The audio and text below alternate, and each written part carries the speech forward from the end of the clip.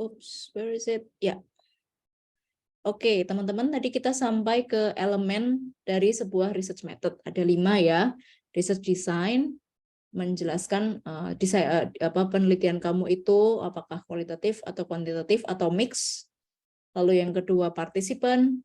So you describe the qualification of your participant. Jadi responden kamu itu siapa, dijelaskan. Misalnya respondennya adalah, karena respondennya ini mahasiswa Unisa, langsung aja dijelaskan.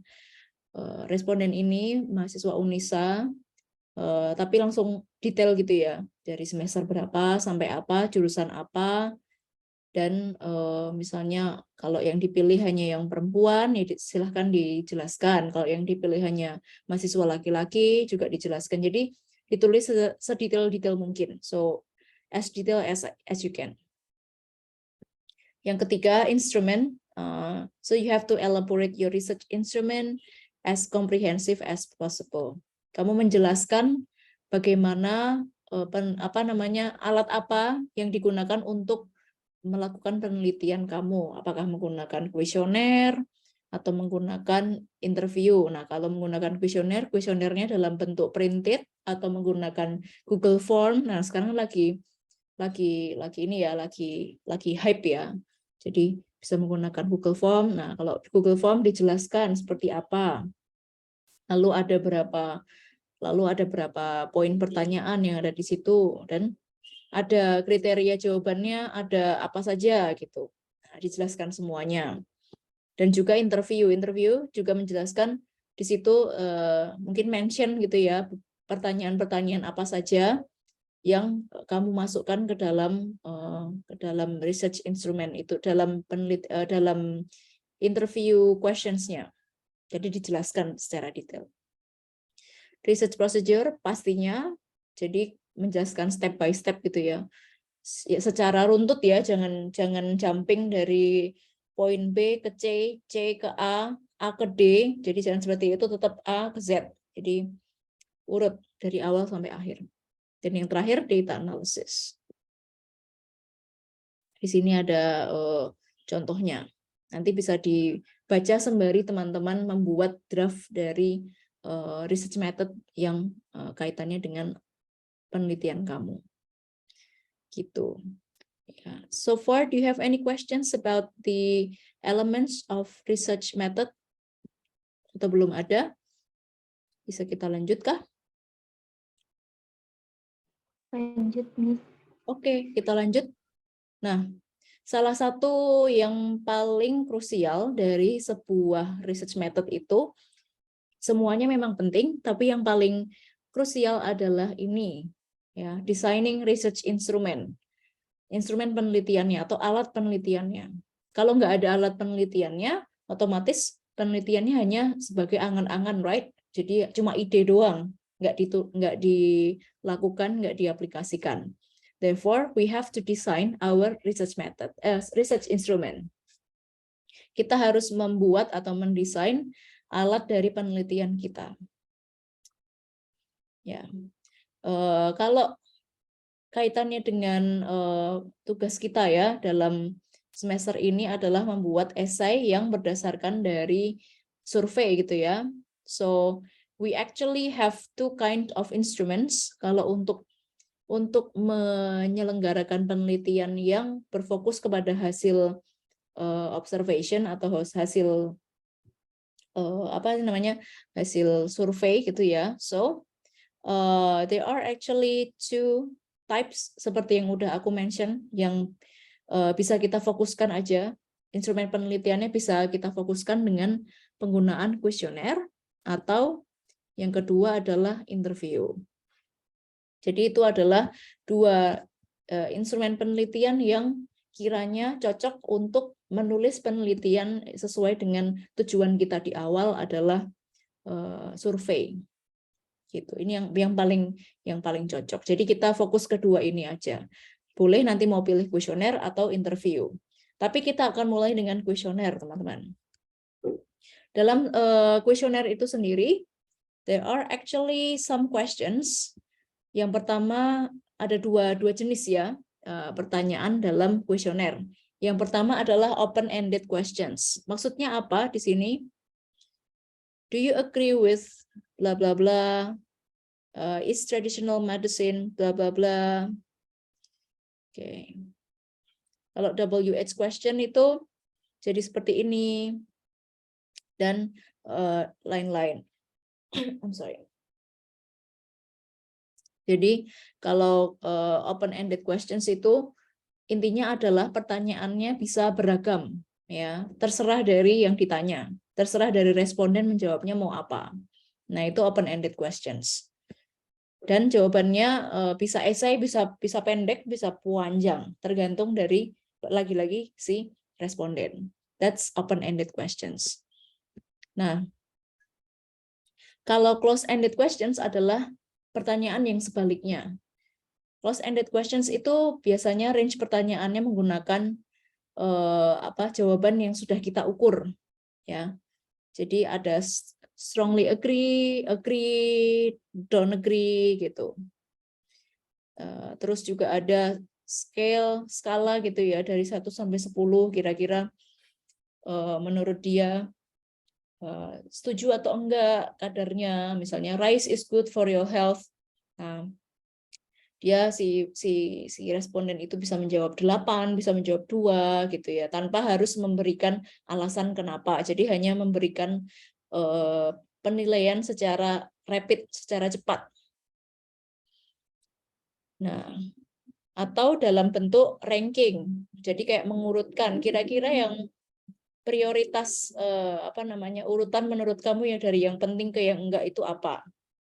Dari study hard, expanding network, dan lain-lain. Jadi si responden ini kita berikan kesempatan untuk mengurutkan sesuai dengan belief yang mereka percaya gitu, atau keyakinan yang mereka percaya.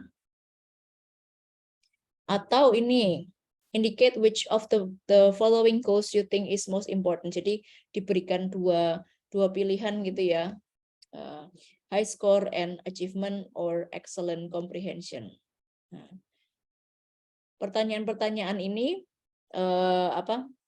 nanti bisa ditaker gitu ya, kita bisa menaker jawaban orang ini, agree and also disagree-nya berapa banyak. Nah, itu bisa kita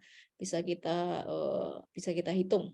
Dan menggunakan close-ended questions ini, menurut according to my experience, it's going to be good for people, for respondents in a big group. Jadi respondennya kalau jumlah banyak, I think close-ended questions is the best. Ya. Kalau yang open-ended questions ini mungkin bisa digunakan ke responden yang banyak, tapi akan takes more time, akan memakan waktu lebih lama dari yang menggunakan close-ended questions kalau respondennya memang banyak. Cuma kelebihannya adalah we can understand people's perspective, ya, perspektif orang akan beda-beda, jawaban orang akan beda-beda dan tidak bisa diukur dengan angka seperti ini. Dan ini bisa digunakan untuk responden yang jumlahnya menengah gitu ya, tidak terlalu banyak tapi tidak terlalu sedikit. Kalau terlalu sedikit, kalau menggunakan open-ended sepertinya kurang baik, karena pertanyaannya juga sebenarnya walaupun terbuka tapi dia tetap terbatas, hanya seputaran yang ditanya di topik di sini. How can herbal medicine bla bla bla. Jadi jawabannya tentang herbal medicine itu aja, tidak tidak lebih dan tidak kurang. Jadi dalam membuat kuesioner, you can also pay attention to how many respondents you're going to have. Seberapa banyak responden yang ingin kamu capai gitu ya, audiens yang ingin kamu gapai itu berapa. Nah, kalau memang very large community, kalau komunitas besar gitu, misalnya mahasiswa semester 7 Unisa di seluruh prodi, ada 1000 sekian. So I think teman-teman juga harus mempertimbangkan waktu dan ketersediaan waktu dan juga ketersediaan ini ya apa namanya sumber daya yang lain. So you have to wisely choose apakah dengan menggunakan ini atau menggunakan yang ini kalau menggunakan kuesioner. Jadi silahkan dipertimbangkan juga dengan kemampuan masing-masing. Dan juga ini ya selain kemampuan yang kedua adalah tujuan dari penelitian kamu. Kira-kira kalau menggunakan open ended ini enggak ya apa cukup enggak ya atau menggunakan close ended sudah cukup enggak ya? Nah, silahkan dipertimbangkan masing-masing gitu sesuai dengan tujuan dari penelitian kamu. Nah, there are actually some tips in designing questionnaire. Ada beberapa tips di sini teman-teman untuk mendesain kuesioner. Yang pertama, keep it brief. Maksudnya di sini adalah kuesioner itu kita harus memosisikan diri kita sebagai pembaca atau sebagai responden. Kalau kuesionernya panjang, lebar, tinggi, pendek ya, panjang dan lebar dan tinggi dan wah panjang lebar nggak ada ujungnya. Nah, I think mereka akan kehilangan fokus. So keep it brief. Jadi silakan buat kalimat-kalimat yang pendek yang langsung dipahami oleh responden. Itu yang pertama. Yang kedua, make it clear and simple questions. Pertanyaannya dibuat sejelas-jelasnya dan pertanyaannya juga harus yang simple. Maksudnya simple di sini adalah pertanyaannya mungkin tidak berisi dengan bahasa-bahasa teknikal gitu ya, sesuatu yang bahasa yang tidak dipahami oleh banyak orang, misalnya bahasa tentang bioteknologi, sedangkan kamu ingin bertanya tentang bioteknologi, misalnya kamu ingin bertanya tentang bioteknologi, sesuatu tentang bioteknologi, tapi yang kamu tanya adalah anak ekonomi. Jadi cari bahasa-bahasa yang bisa dipahami oleh responden yang kamu tuju. Itu ya. Lalu yang ketiga adalah you have to set types of questions. Jadi kamu harus menentukan gitu ya, tipe-tipe pertanyaannya apa aja gitu. Semacam just like age, gender, social background, and many more at the end, di akhir di akhir kuesionernya. And then avoid do not know category in the rating scales. Maksudnya di sini adalah kalau dalam kuesioner tadi, kalau misalnya menggunakan close ended kan di sini ada yang strongly agree, do not agree. Nah, jadi silahkan dihindari gitu ya jawaban tidak tahu. Karena apa?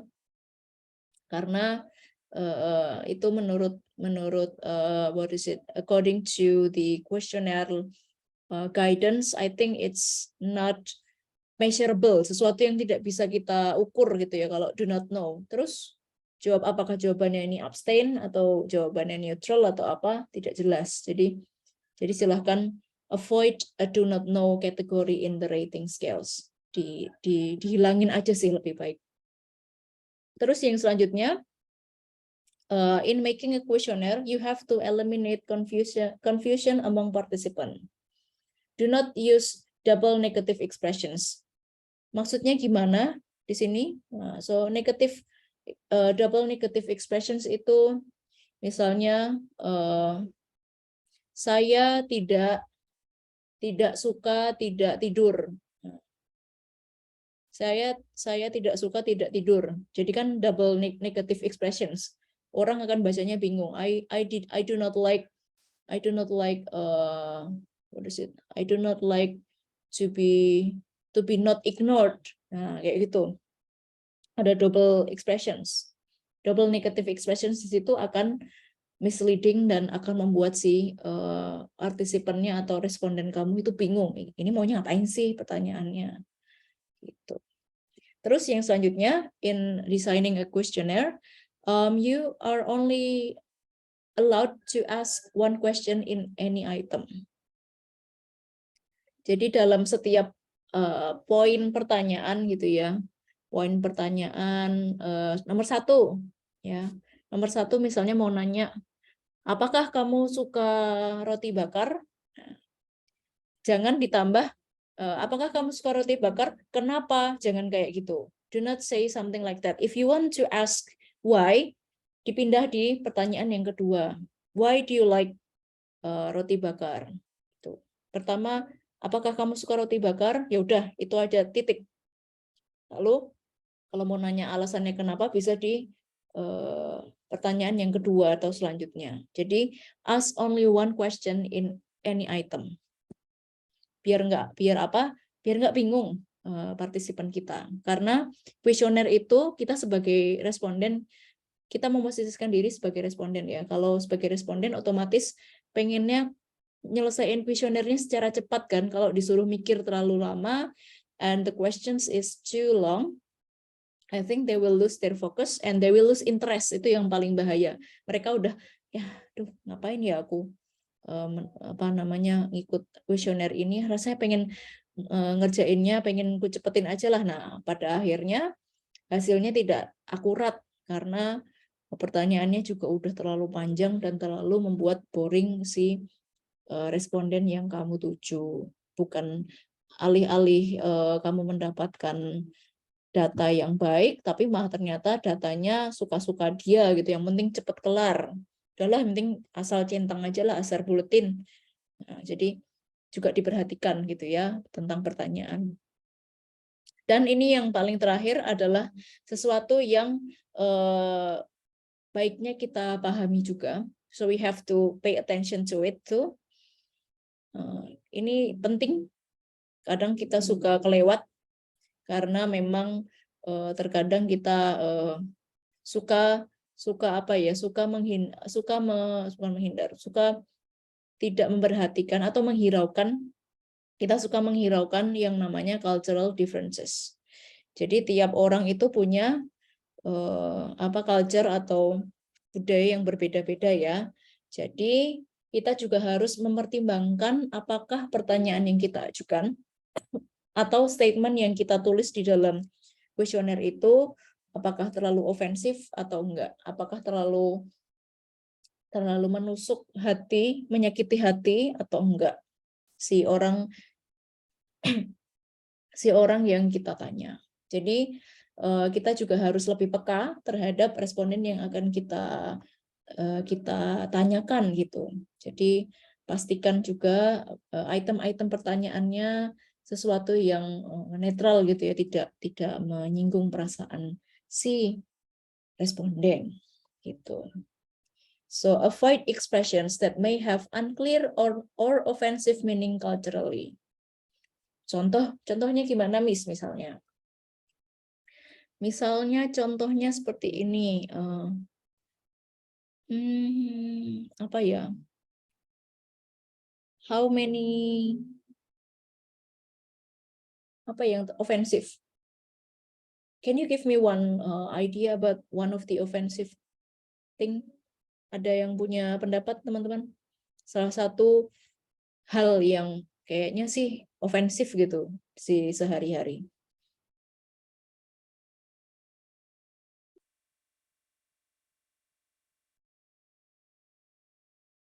Masalah agama mungkin, Miss. Masalah agama, ya itu mungkin kalau ya tergantung konteksnya ya. I think if you it all depends on the context lagi-lagi. Kalau pertanyaan agama tuh sebenarnya kalau secara umum memang ofensif, tapi kalau memang seperti teman-teman nih kayak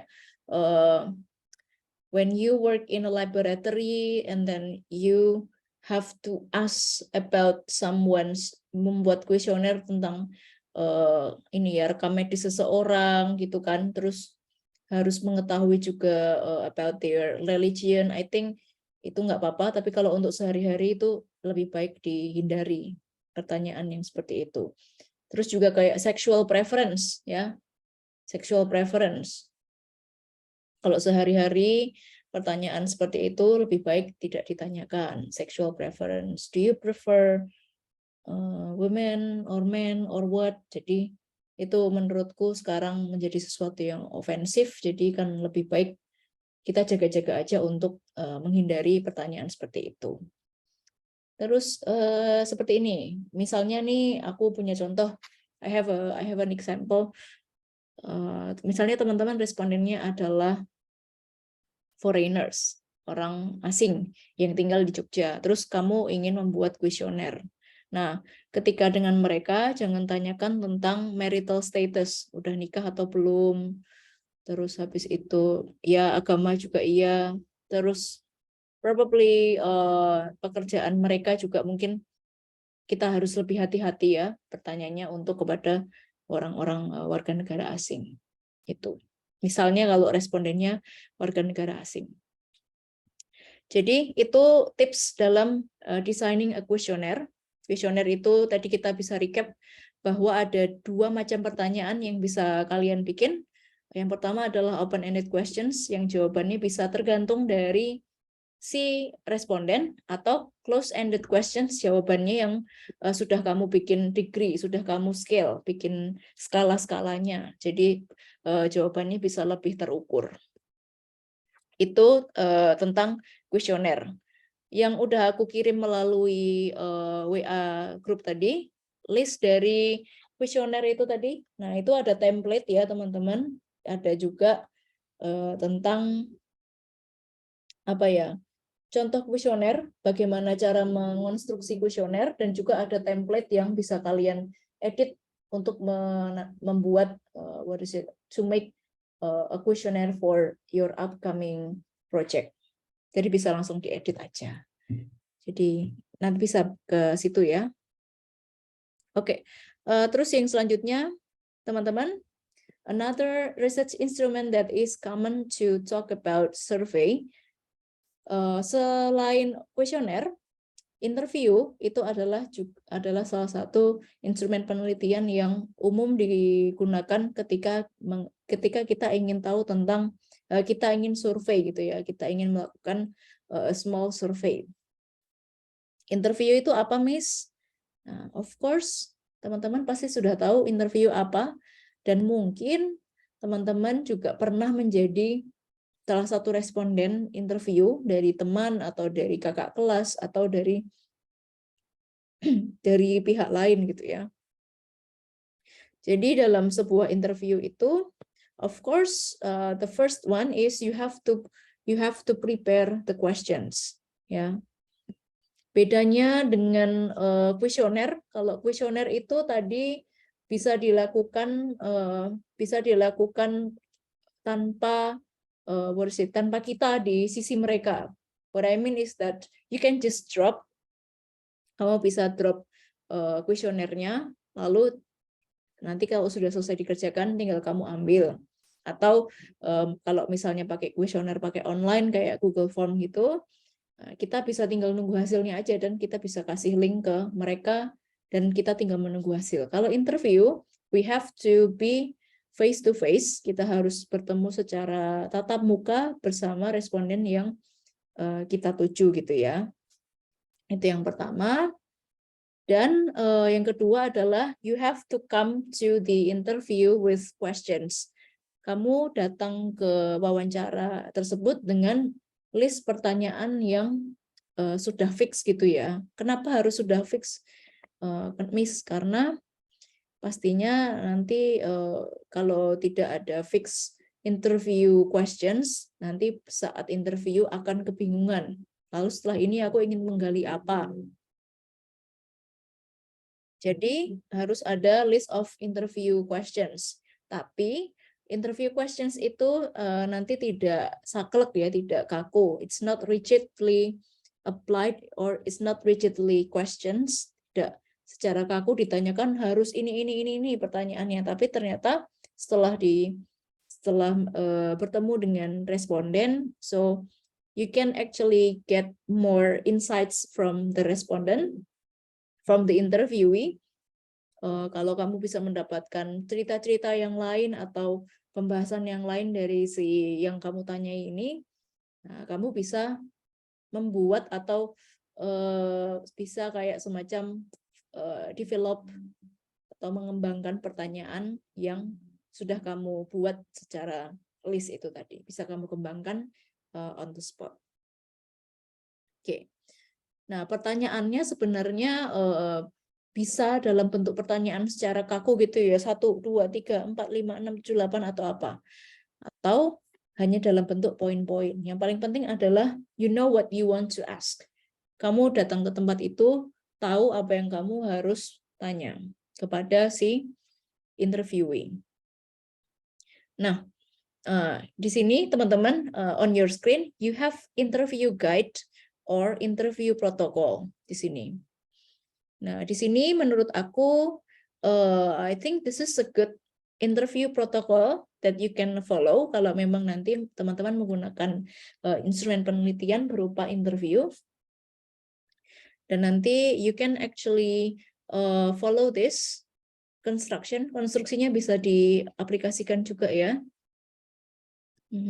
Dan pertanyaan yang ditanyakan ke responden itu adalah of course pertanyaan yang open-ended ya. Jangan ketika interview pertanyaannya do you like bananas? Rate from 1 to 10. Nah, sama aja dong, mending kamu ngasih kuesioner daripada kamu datang interview capek-capek dan you have to take your time. Kalau suruh cuma nge-rate doang, you can just leave. Ya, jadi pertanyaannya harus open-ended atau jawabannya terserah mereka gitu. Could you explain how you manage bla bla bla gitu. How do you maintain bla bla bla bla bla. Nah, pertanyaannya kalau mau lebih komprehensif, mau lebih komplit dan bagus gitu ya, pertanyaannya bisa mencakupi 5W1H, 5W1H ya. 5W1H itu apa saja? Of course you know that there are what, why, where, how, when, terus apa lagi? Why and how. Jadi itu adalah yang paling basic, jadi bisa menggunakan 5W1H untuk bertanya di dalam interview ya. Ya, interview. Jadi when you ask ya menggunakan 5W1H ya, kalau sudah terstruktur nanti mungkin akan terhindar dengan pertanyaan kamu nanya, kamu bertanya-tanya ya, bisa terhindar dari situ. Dari pertanyaan si cepmek itu ya. So you can ask questions related to the 5W and 1H di dalam interview supaya interviewnya itu atau wawancaranya itu komprehensif atau lengkap. Gitu. Nah, ini interview protokolnya ini diadaptasi dari Creswell.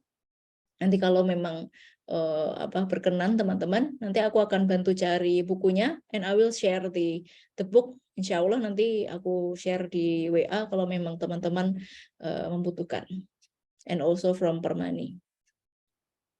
Oke, itu tentang interview. Nah, sekarang ada tips dalam interview. Tadi tips dengan in designing questionnaire. Sekarang tips in performing interview. Yang pertama, seperti yang udah aku mention tadi, so you have to plan your interview carefully. Jadi, kamu harus membuat planning tentang wawancara kamu secara hati-hati, secara tepat gitu ya, dengan membuat list pertanyaan yang sudah lengkap dan juga sudah janjian dengan interviewnya dan lain-lain. Lalu yang kedua adalah get permission from your interviewee and explain your objectives. Ya, ini masalah konsen. Jadi teman-teman harus mendapatkan approval dari mereka untuk menjadi salah satu responden. Kalau mereka nggak berkenan, jadi jangan dipaksa, ya.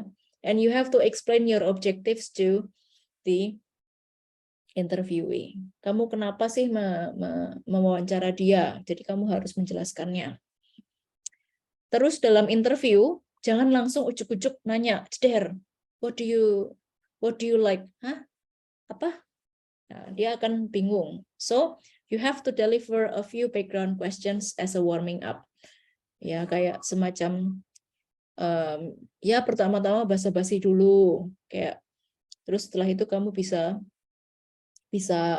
memulai dengan pertanyaan, misalnya mau nanyain seberapa seberapa cinta sih kamu sama roti bakar misalnya.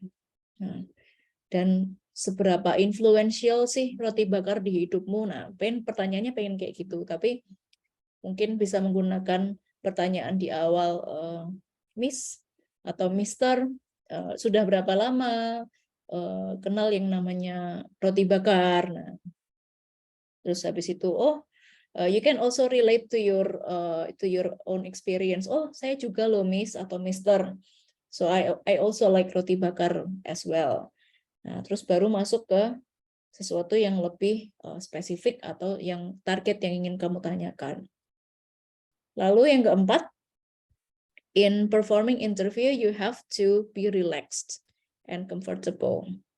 Jadi teman-teman dalam membuat interview, buat senyaman mungkin antara kamu dan juga si responden yang kamu tanyakan gitu. Jadi nuansanya atau atmosfernya dibuat jangan yang nggak nyaman ya. Jadi mungkin bisa membuat dia santai, membuat dia nyaman. Ini bukan interogasi, jadi it's an interview, so you have to make each others comfortable.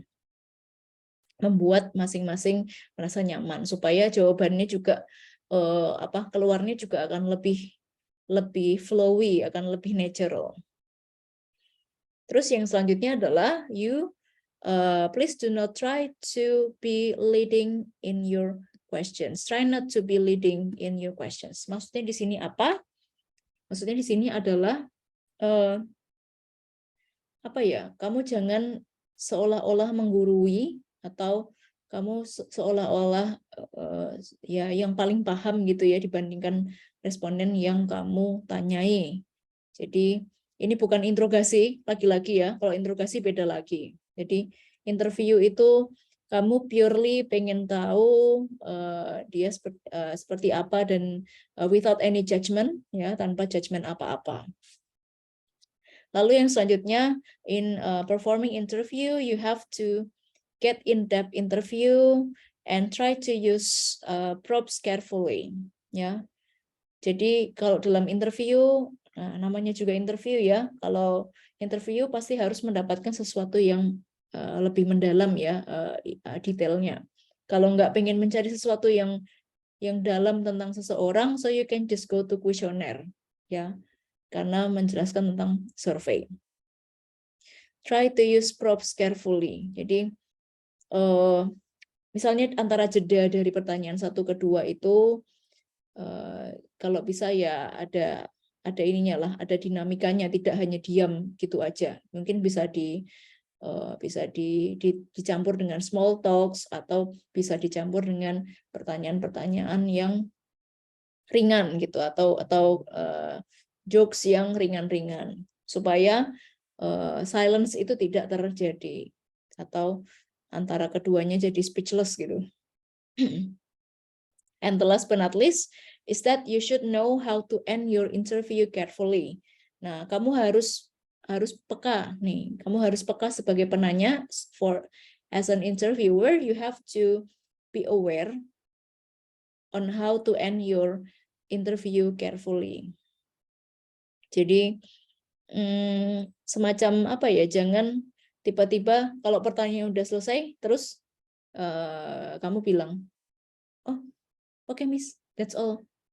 Oh iya, udah gitu aja. Nah, terus mungkin bisa kamu buat seperti I think everything is all covered, semuanya sudah terangkum, semuanya sudah terrekam.